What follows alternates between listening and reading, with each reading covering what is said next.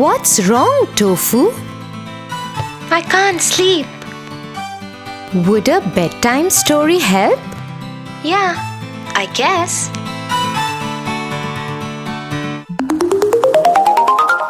The Ugly Duckling.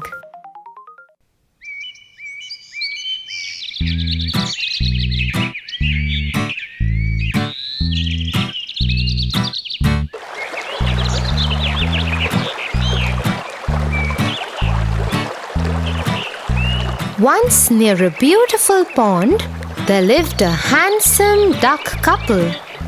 They were very excited as the babies were about to get hatched from the eggs. The papa duck was so eager to see his babies that all he could do was roam here and there in anxiety.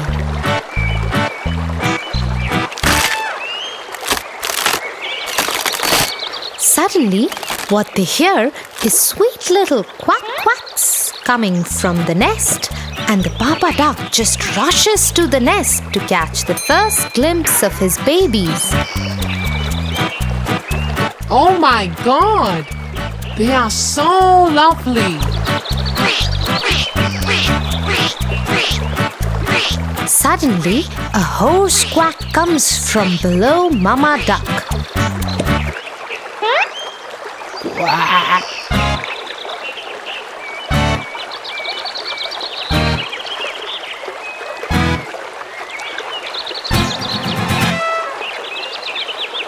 You are so ugly and pale.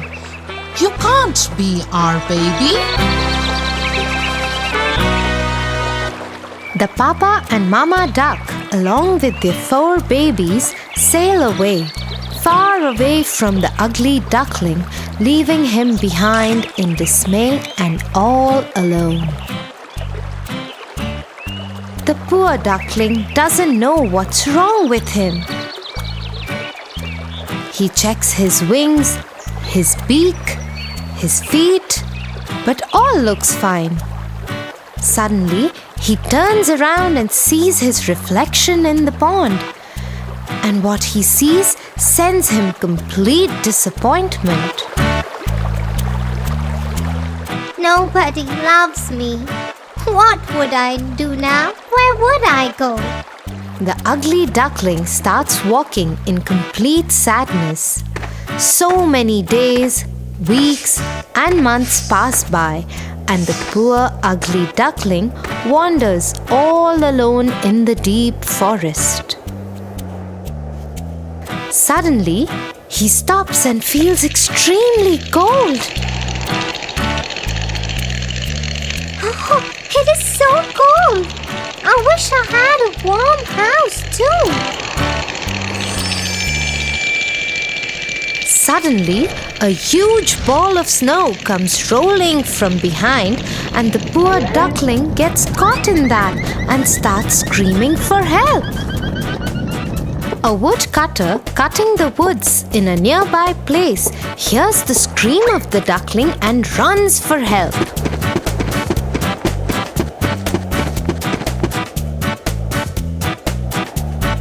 Oh, poor thing. Come here.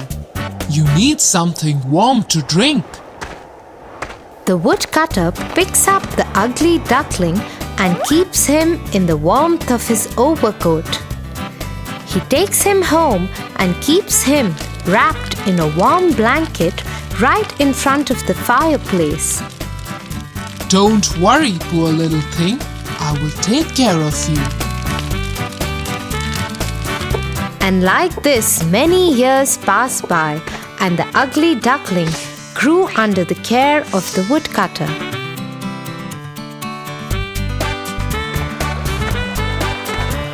But one thing he made sure, never did he see his reflection again.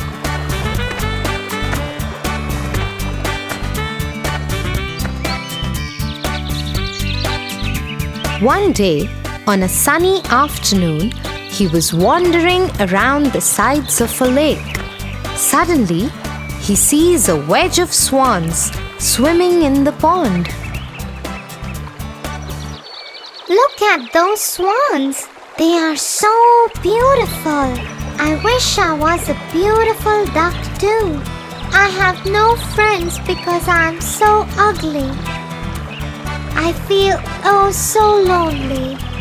To his amazement, he sees the wedge of swans coming towards him. What he sees is the most beautiful swan ever. Hey, we have never seen you around. Are you new here? No, I live nearby with the woodcutter. It's just that I don't come out often. Why is that so? Because I'm an ugly duck. Nobody loves me. Nobody wants me. Not to his surprise, he sees them laughing at him. He decides to turn back when suddenly he hears the voice of the beautiful swan. Wait, where are you going? See, even you guys made fun of me. That's the reason I never come out. We laughed because you called yourself a duck. What do you mean? Yes, you are not a duck. You are a swan. And I haven't seen such a handsome swan ever in my life. He couldn't believe of what he just heard and stood there in a state of shock. And after a few seconds, managed to say, What? The beautiful swan held the hand of the duck and took him near the pond. See yourself. You are a swan. The ugly duckling very reluctantly bends over the water because he doesn't want to see the ugly him. But what he sees leaves him in total disbelief. He is not a duck. He is a swan, a handsome young swan. I am a swan. He jumps and flies and swims in sheer happiness and then suddenly stops to thank the beautiful swan. Thank you so much for making me know who I am. So now that you know you are a swan, would you join our wedge? We would live together as a happy family. Yes, I would love to do that. And then the ugly duckling, the handsome swan, jumps into the water with the rest of the swans and swims proudly with them.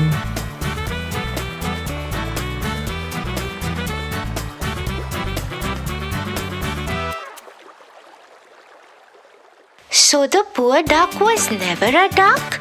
A swan all throughout? Yeah, and that's what the moral of the story is. A diamond doesn't know its worth till it's polished. Aha! Good night, Tofu. It's time to sleep now.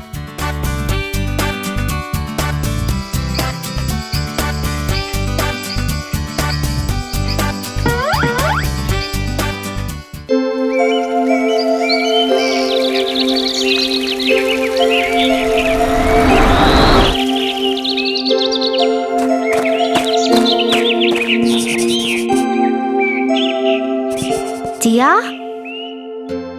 I'm going to the fest later tonight. Later tonight? It's not safe to go alone, Tofu. And I won't be going because I have an exam tomorrow.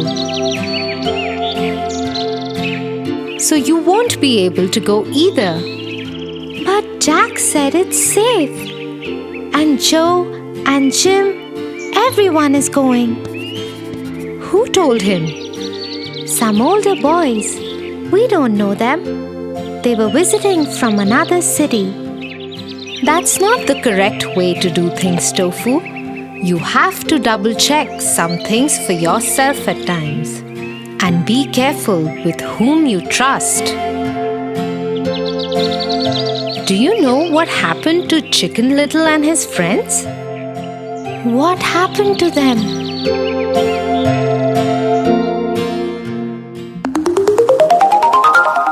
Chicken Little.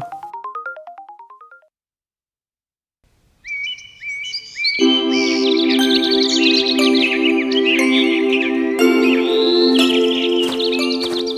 Little liked to walk in the woods.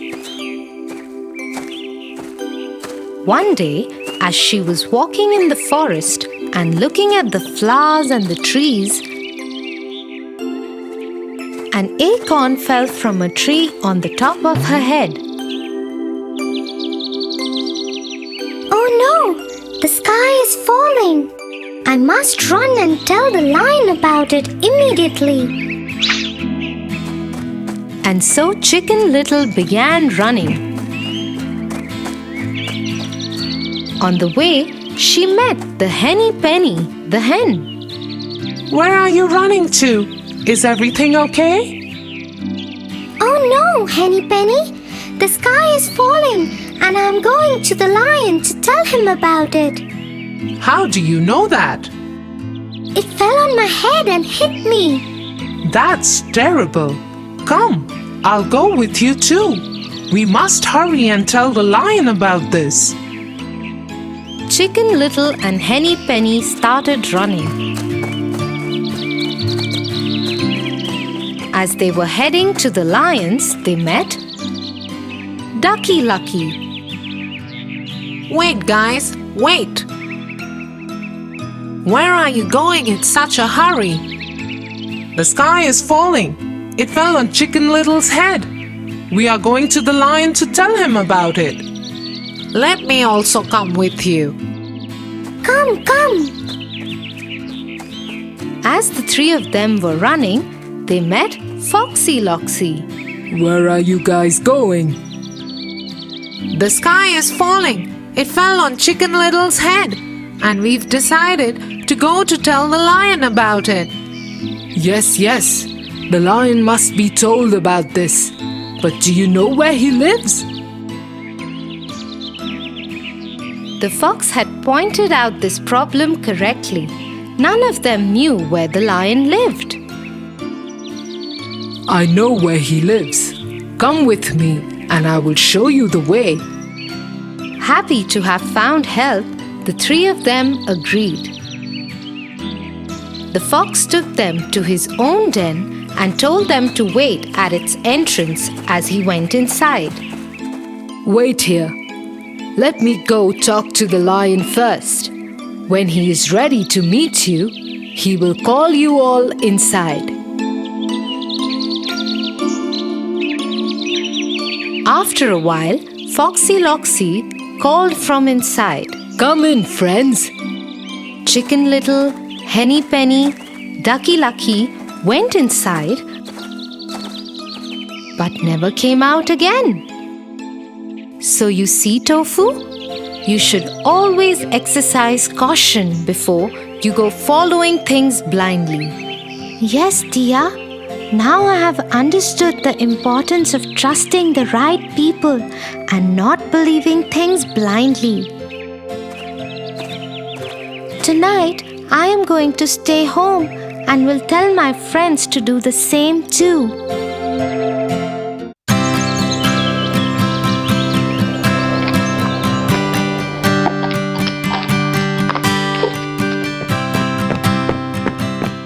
Tia, I'm really hungry. What's for lunch? Come, Tofu. Mom has made your favorite meal today. My favorite. Yum!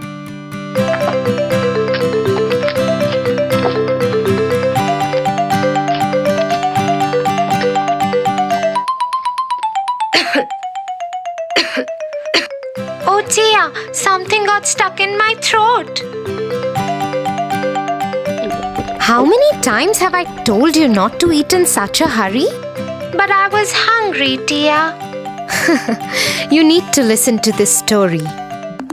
The Goose That Laid Golden Eggs. Once upon a time, in a village, there lived a poor farmer with his wife. They had nothing but a little farm where they grew vegetables that they could eat. However, he managed to save a little money each time he sold vegetables from his farm. Eventually, he saved up enough money to buy a goose. He took it home and made a nest for it to lay eggs.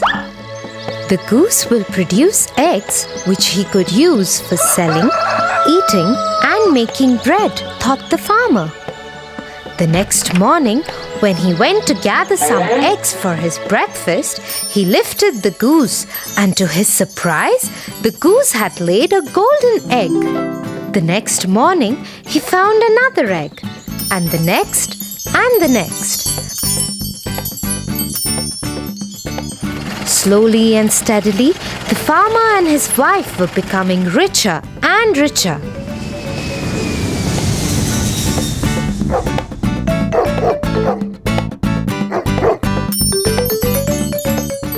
Just think, if we could have all the golden eggs that are inside the goose, we could be richer much faster.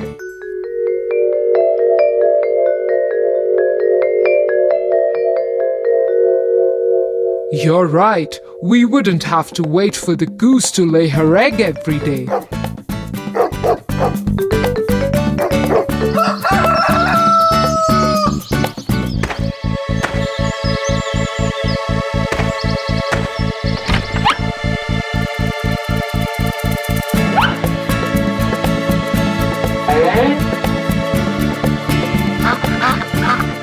So the couple killed the goose and cut her open.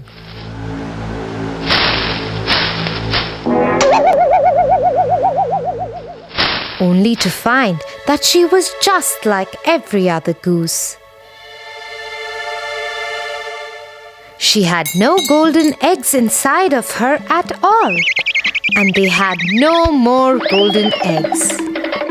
Alas, now the farmer and his wife had lost the goose, and they would never get any golden eggs again.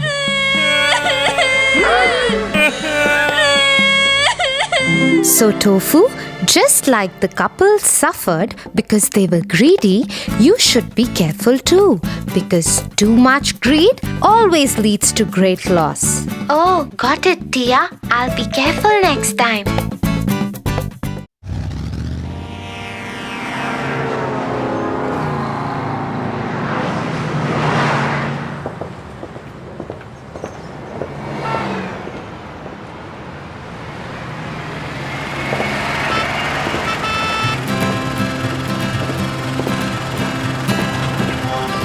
Why is that young man helping that man to cross the road?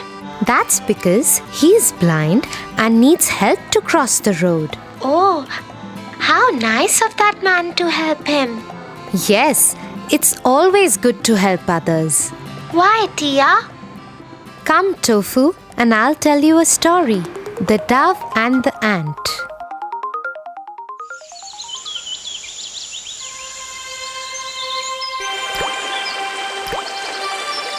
One hot day, an ant was walking near a riverbank.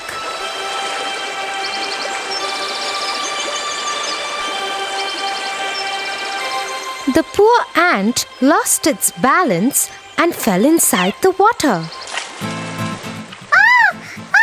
Help me! Please help me! Help me!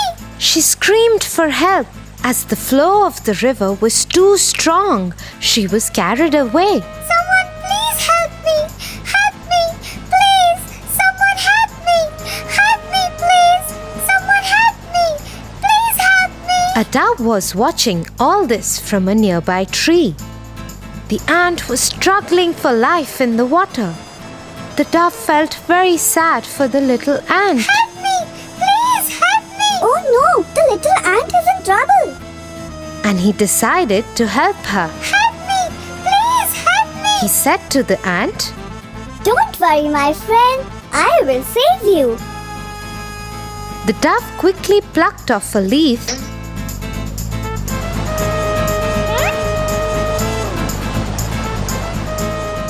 and dropped it into the water near the struggling ant.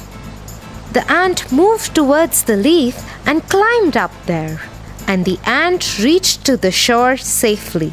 The thankful ant said, I will always be grateful to you for saving my life.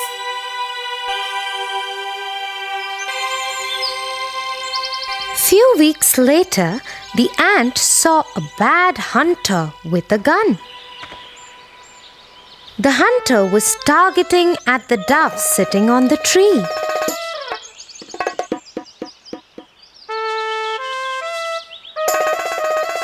Guessing what he was about to do, the ant quickly bit him on the heel.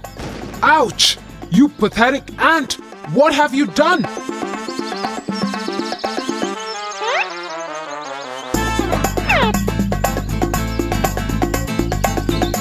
The ant walked away happily as she was able to help the dove in return.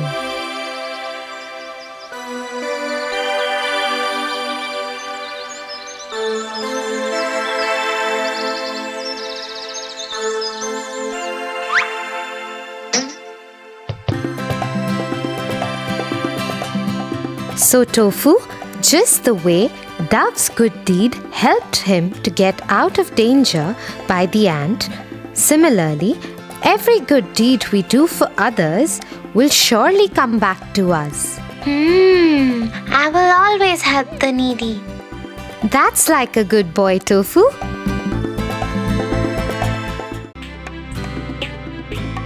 For your favorite rhymes, stories, and more, join Kids Hut family. Subscribe here.